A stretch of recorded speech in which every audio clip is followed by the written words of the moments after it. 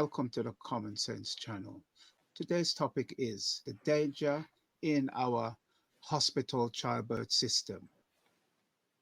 Is it lacking in common sense? What if I told you that the excessive pain many women experience during childbirth was unnecessary?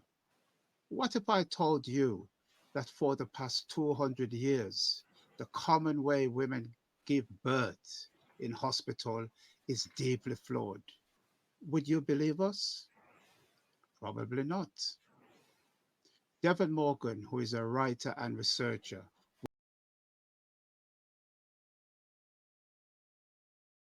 will be sharing facts as proof, and these facts should be common knowledge or common sense. So, greetings, Brother Devon. Greetings, Brother Taraka. So, what's wrong with our current system of giving birth? Okay, so first let me remind our audience that common sense is based on accurate information and logic, and science has to be logical. Okay, the knowledge started with a book called Magical Child by Joseph Chilton Pearce. Quote, in 1956, Marcel Gerber, under a grant from the United Nations Children's Fund, traveled to Africa to study the effects of malnutrition on infants and child intelligence. She concentrated on Kenya and Uganda and made a momentous discovery. She found the most precocious, brilliant, and advanced infants and children ever observed anywhere. These infants had smiled continuously, rapturously from at the latest their fourth day of life. Blood analysis showed that all the adrenal steroids connected with birth stress were totally absent by the fourth day of life. Sensory motor learning and general development were phenomenal, indeed miraculous. These Ugandan infants were months ahead of American or European children, and a superior intellectual development is held for the first 4 years of life. End of quote. Just in case you are thinking that race is relevant, consider the following, also written by Pearce in Magical Child. Quote, new European type hospitals were being erected in Uganda at the time of Gerber's studies. Only the upper class Ugandan families could afford such luxury, and the women of this class naturally followed the fashion of having their children in hospitals.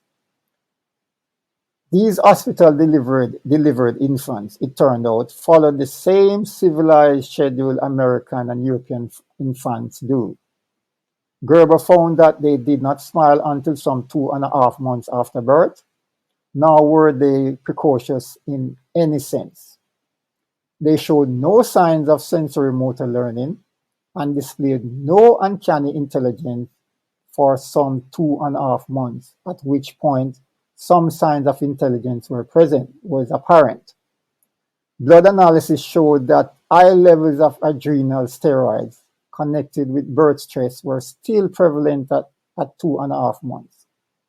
These infants slept massively, cried when awake, were irritable and colicky, frail and helpless. End of quote. Now, this is evidence that the issue was not about some racial advantages towards early intellectual growth. The issue lay solely with what happens to the newborn infants in hospitals. So, based on the difference that occur when they switched to having babies in the European type hospital, the changes were dramatic. Yes, they were. So, how were they giving birth to enjoy the excellent result that Marcel Graber observed in 1956? Firstly, an upright or squatting posture was used extensively to give birth. This dates back to ancient Egypt and other civilizations, as you can see in these images. These are called birthing stools. Here is a modern version that is not the standard way of giving birth today.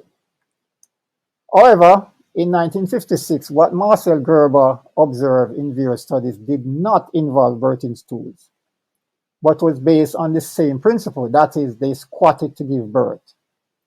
Peer stated, and what of the act of birth itself? That act, to put it mildly, varies according to one's culture. When the Australian Aborigine mother is ready to deliver, she drops back from her tribe alone.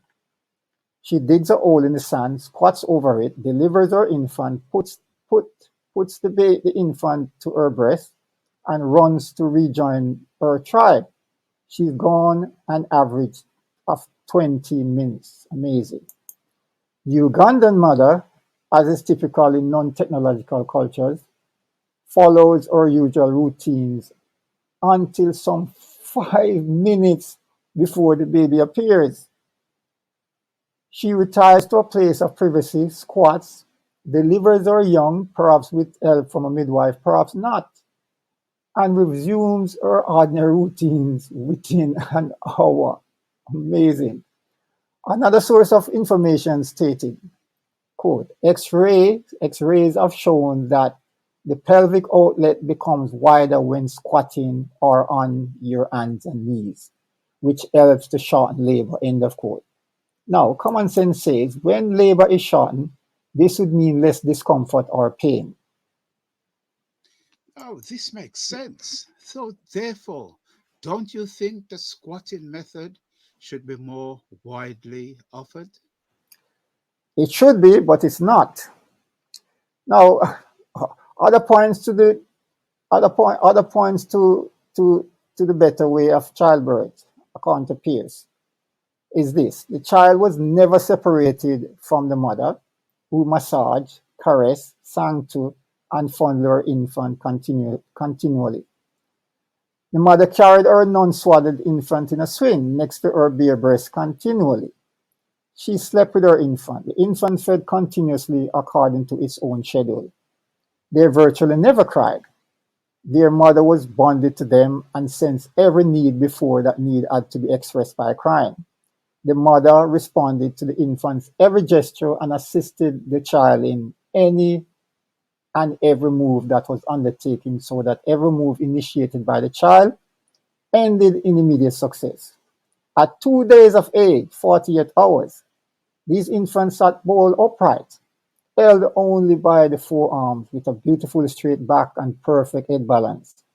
They finally focused eyes staring intelligently at their mothers, and they smiled and smiled. So, what is it about hospital birth that cause the problems for babies and mothers that Joseph Chilton Pierce described? Okay, so here are some of the facts and common sense analysis of hospital birthing methods. The most common way women give birth in hospitals currently is by lying on their backs and being asked to push. This has been the case for the past 200 years. Firstly, women are not physiologically designed to have babies lying on their backs. Similarly, we are not physiologically designed to answer the call of nature lying on our backs. And I'm sure we have all noticed that a baby is a lot bigger than the number two call of nature. It should be common knowledge or common sense that giving birth while lying down is physically challenging and an impediment to the smooth birthing of a baby, and a major contributor to excessive birth pain. As stated before, X-ray reveals that the pelvic outlet becomes wider when squatting or on hands and knees, and this helps to shorten labor, which means less discomfort or pain. So the mother loses this benefit if she's laying down in a hospital. In hospitals, babies are often separated from their mothers after birth, especially if the delivery was traumatic for her. Therefore, she's not able to tend to the baby. Now, that sounds very problematic. Yeah, it is. But common sense suggests that this would traumatize the baby, considering that it was physically attached to the mother for up to 10 months and experienced no other reality. Perhaps this might evoke unnamed feelings of being abandoned in the infant's emotional bank account. Is there any evidence to support this? A study titled Early Contact versus Separation Effects on Mother-Infant Interaction 1 year later, end of quote, was written by K. Bystrova, Associate Professor, Department of Hospital, St. Petersburg, Russia. The study was aimed at evaluating and comparing possible long-term effects of mother-infant interaction because of the practice used in the delivery and maternity wards, including practices relating to mother-infant closeness versus separation. The fact that they're doing this research suggests that they knew there was some problem to do with this issue. Anyway, the conclusion was skin-to-skin contact for 25 to 120 minutes after birth, early suckling, or both, positively influenced mother-infant interaction 1 year later when compared with routines involving separation of mother and infant. This is saying that routine separation of the baby from its mother at birth harms mother-infant interaction a year later. Amazing. Yeah. So don't you think it's strange that this knowledge has not affected the way they do things today? It is strange, but this is because they have a different mindset. Um, anyway, the other problem with this situation is with the hospital birth is very bright artificial lights are prominent in delivery wards. Since baby live in a dark room for all its existence up to this point, does common sense, which is logical thinking, suggest that this might be problematic and perhaps cause harm? Well, according to the American Academy of Ophthalmology, quote, at birth, babies are very sensitive to bright light, so their pupils remain constricted to limit the light coming to their eyes. In a home, the mother, they would miss this bright light, obviously. So the evidence largely suggests that lying on their back during birth prolongs labor and slows contraction. Yet the majority of women give birth this way. If there is excessive pain during labor and the mother finds it unbearable, she is likely to be given an epidural or spinal, which are local anesthetics which are injected into the spinal fluid for pain relief during labor. This injection of drugs might have the effect of slowing down labor and increasing the chance of needing assisted delivery, such as the use of forceps or ventouse, which is a vacuum suction cup delivery. Basically, the baby is sucked out. Common sense suggests that if the mother takes drugs, the baby takes drugs since they are physically attached. This includes anesthetic or other pain relieving drugs administered during epidurals. In this new system of giving birth, a strange thing has also happened. Pregnant women are registered as patients to a specialist called an obstetrician. From a common sense point of view, this makes no sense since a pregnant woman is not sick. It goes to the mindset of the system, really. However, if the birthing process was involved, that she was involved in was in a hospital lying down, which is often traumatizing for her and the baby, it's easy for her to become a patient, especially if surgery was involved, like, for example, a C section. So you mentioned that squatting and birthing stools were used extensively from far back as our great ancestors, the ancient Egyptian. So what else can you tell us about the negative effects of this relatively new method of giving birth? Yes, in the book Magical Child, Pierce also wrote the following story. Frederick Leboya was a conventional French obstetrician who delivered 9,000 babies by standard methods. He noticed that France, a nation of 50 million persons, had over 1 million dysfunctional children.